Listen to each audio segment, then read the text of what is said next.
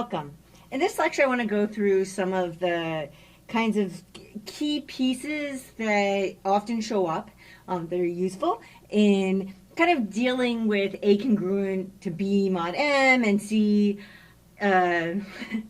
divides D in these proofs, and the definitions of these in proofs. And so let's just kind of go through some of these examples. But first, let's kind of say, so let's just recall. So what are these kinds of definitions? Notice I'm doing C divides D to keep it a little distinct from A and B.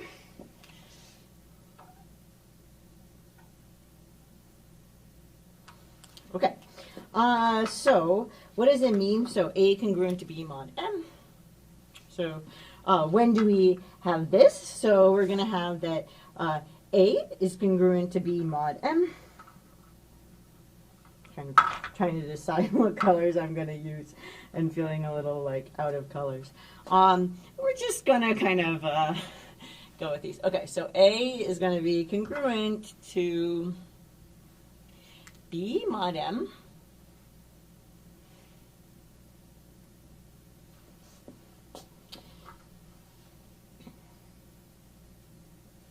Okay. So this is going to happen, and you're going to have to kind of keep the colors here a little distinct in your mind. Okay, so if and only if we're going to have that M divides, oops, I got carried away because I knew what I was going to be writing next.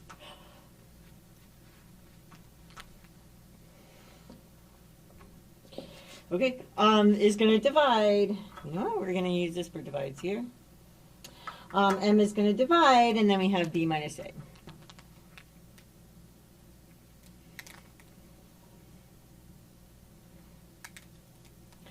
Okay, so this is the first definition. Remember, that can kind of flop. Not a problem. Okay, and then our next one, and please don't get too, I know it's confusing. There's just not enough colors. Okay, so we're going to have that C divides D. And for this particular circumstance, I'm going to use yellow for divides. So C is going to divide D, right? I swapped what I wanted to do. So we're going to have, I can do this. You believe in me. I know you do. Okay. C divides D. How did I do this time? So much better. Okay. C divides D if and only if there exists, some kind of Q in the integers, so that we're going to have that, we're going to want to be able to write B as Q times A. So B is going to equal Q times A.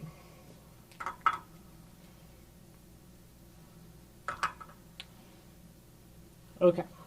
So these are kind of like the two definitions we're going to be working with. So let's kind of see what they're going to mean in all these circumstances.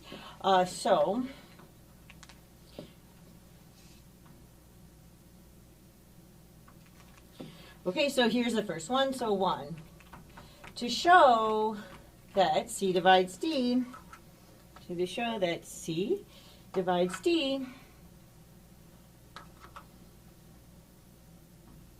right? How are we going to show that? Well, we need to find, right? So you need to find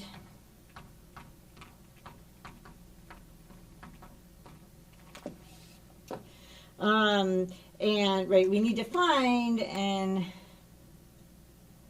was I calling this an L up there? Oh, instead of a Q. Okay, well, we need to find a Q in the integers, so that, we need that D equals, and then we have Q times, or,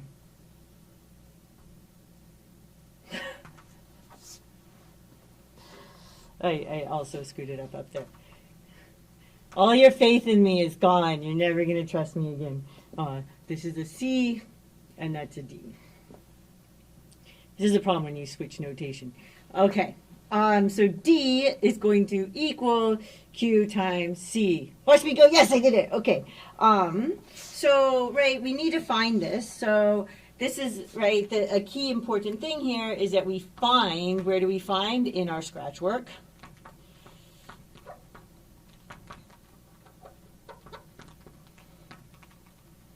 Right? But then what you really need to do is to show, okay, so you need to find this in your scratch work, right?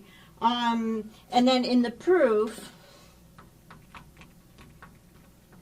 right, this is an existence proof, so this is an existence proof.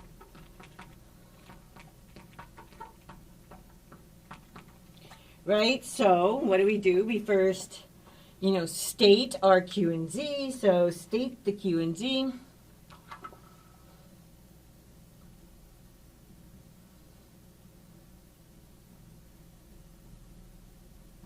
Right, and then we show that Q works. So show that our Q works.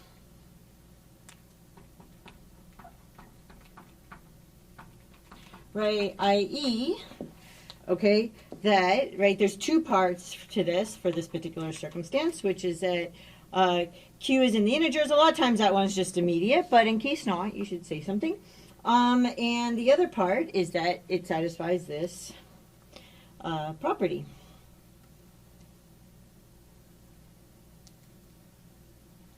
Okay, and this is an and. Okay, so this is how we show that C divides D, is you use a definition, but it's an existence definition. So you need to find your Q and show that it does indeed satisfy these two properties. The finding happens in the scratch work. In what you turn in, you state the thing and show it works. Okay, so what happens if we know that C divides D? So if we know that C divides D,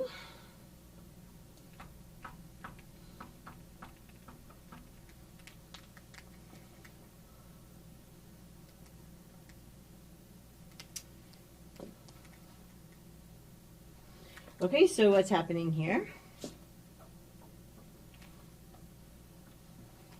Then we can say, so we can say in this circumstance, well, we can say, so there's kind of two things I want to list here. We could say, let Q in Z be such that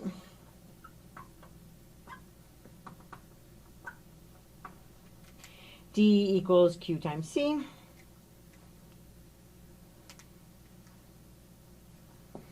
Right? And,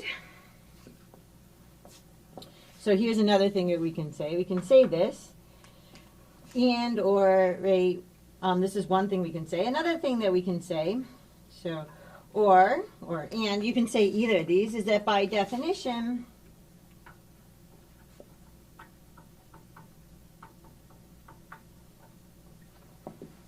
we know there exists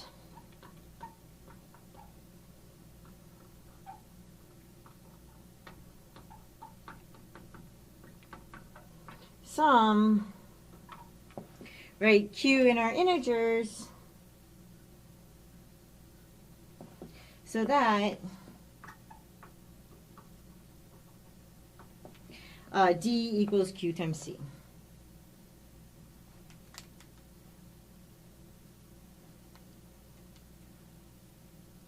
Okay? So this is just kind of how this works, but really what we're talking about is how do you show or use an existence definition. Really, with this part in there, in the integers in there being the part of it works, or the part of what, like, the properties that it satisfies. This is very important and useful because, as I'll talk about many times, a lot of times in proofs, the first step is to kind of rewrite things in a way you actually have something to work with. And these are formulas you can work with. Okay? Okay, so let's work on the other one. So 3. Okay, so to show A is congruent to B mod M,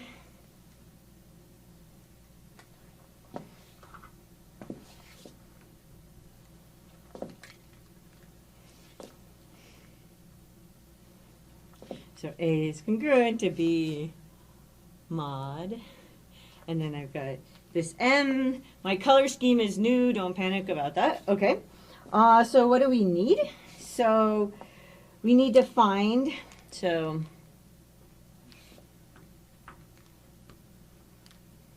right, so you need to find in your scratch work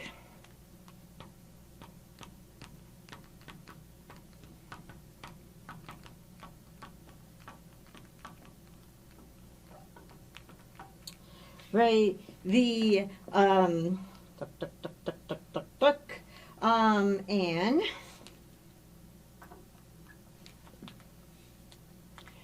and L and Z, right, so that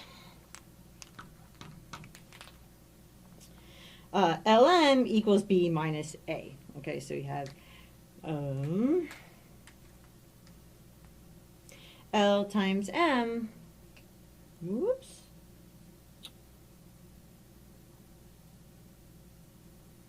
oh, this is not the same one as that. Okay, we're gonna adjust our colors here. We can.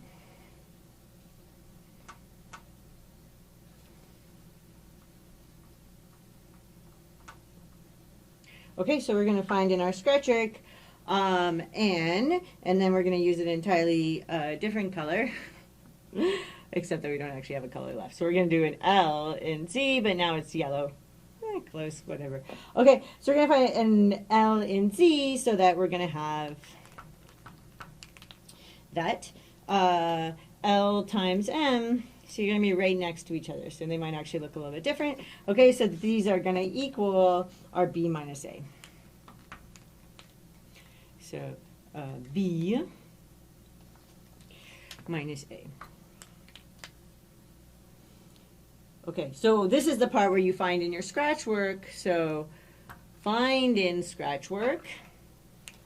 Okay, and then, you know, to show this, then write an existence proof.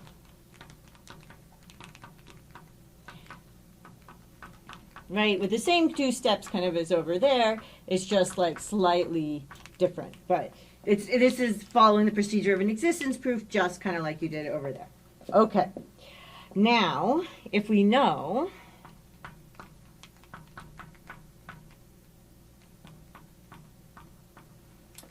that A is congruent to B mod M,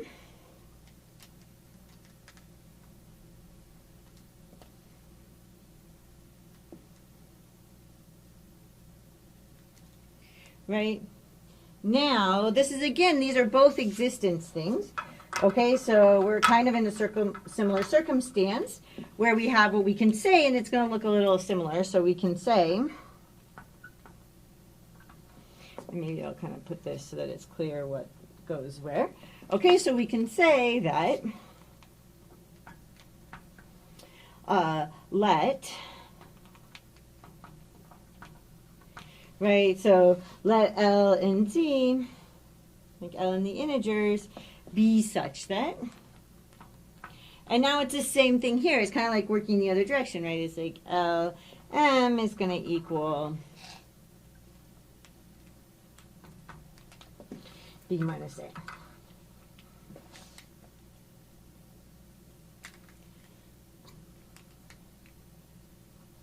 Okay? Or like kind of just like in the other circumstance, right? We have something where it's like, or it's going to look very parallel by definition,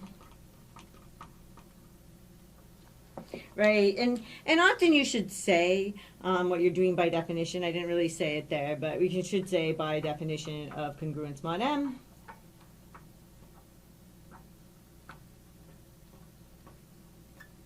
Right? There exists some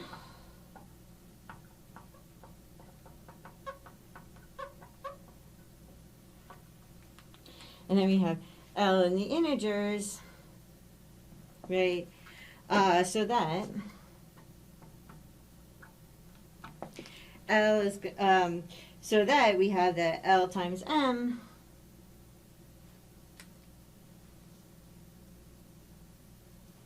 is going to equal B minus A.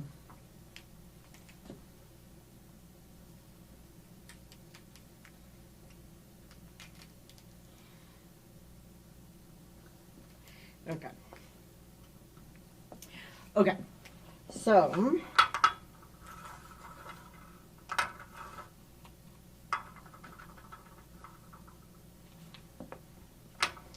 right.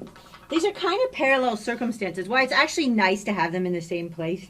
And so it's kind of nice to see both of these, because both of these are existence definitions. So to show, you find the thing in your sketch work that's going to satisfy the definition, you know, your L or your Q. And then in your proof, you're actually going to state your L or your Q and then show that it works. Here I kind of explicitly said works means it satisfies this. You could guess that works means here L is in the integers and L satisfies that. Okay? If we know that it's true, now we have the definition to work with. Okay? And so now it kind of goes the other direction, which is that you know that there exists this L that's in the integers. Okay, it's not going to work for every L in the integers, but there's going to exist one, or the Q in the integers, where you have this kind of formula, and so you have something to work with. Okay, so I hope that made some sense and was helpful, and I will see you in the next lecture.